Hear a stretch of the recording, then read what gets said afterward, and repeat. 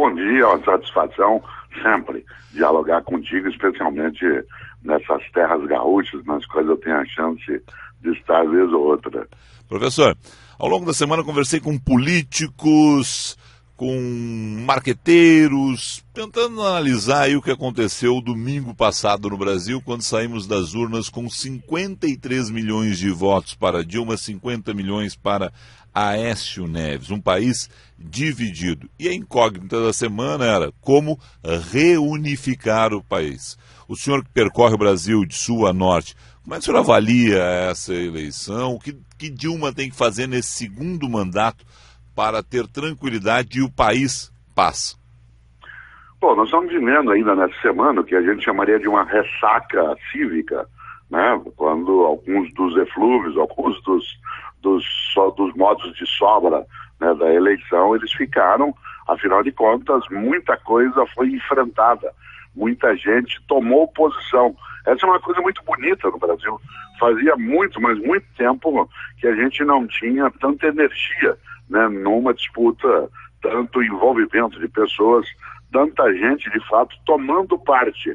No Rio Grande do Sul isso é mais usual, mas pelo resto do Brasil não é tão comum. Eu estive essa semana em Minas Gerais, em 3 cidades, estive também na Bahia, e ali naqueles locais a gente encontrava até algum tipo de envolvimento, mas dessa vez não. Dessa vez houve sim, né, uma força maior de disputa. Essa disputa não saiu incólume.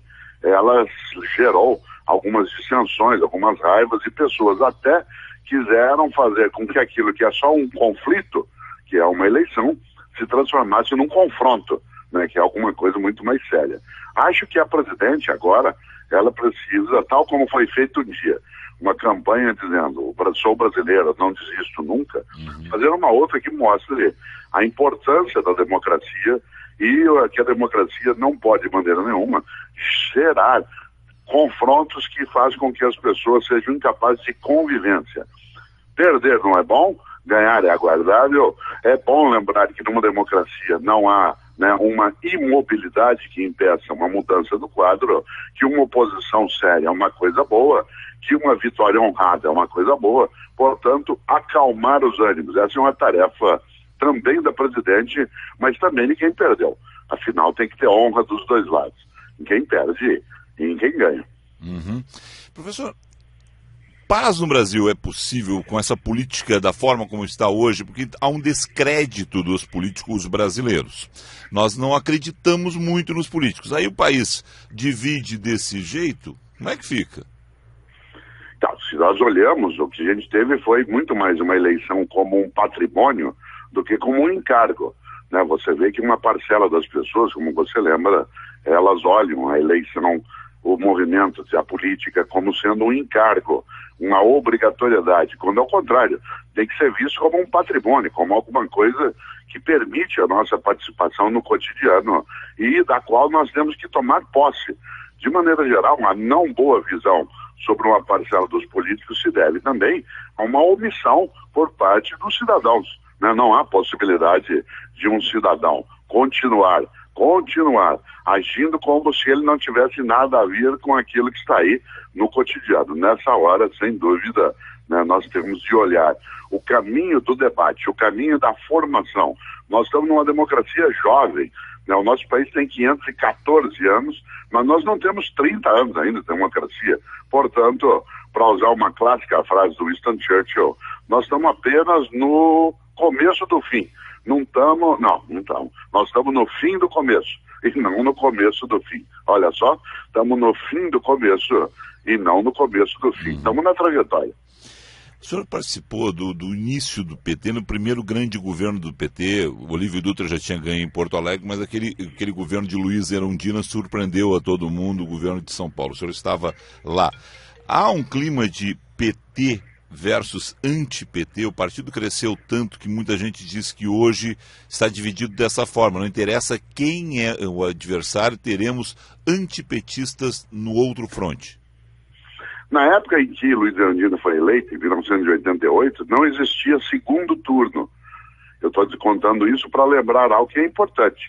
Se hoje, por exemplo, a presidente foi reeleita com 53 pontos, Na época, Luiz Erundina foi eleita com 36 pontos. Isto é, quase 70% das pessoas não votaram nela. Ainda assim, o governo aconteceu, né? Teve oposição, teve discussão, teve debate, mas ele não fraturou, né, a democracia. Claro que essa conversa em relação a petismo e antipetismo, ela acontece, né, em várias circunstâncias. Acho que o Brasil, inclusive, fortaleceu, de fato, essa postura à medida em que o PT passou a ganhar uma dimensão. Ele está, hoje, o PT há mais tempo, né, no governo do que o seu principal adversário, né, que é o PSDB. Durante 8 anos dirigiram, né, a nossa nação, o PT está há 12, portanto, cria-se sim, né, uma convicção dessa percepção. Mas eu não acho que ela vai continuar acontecendo desse modo.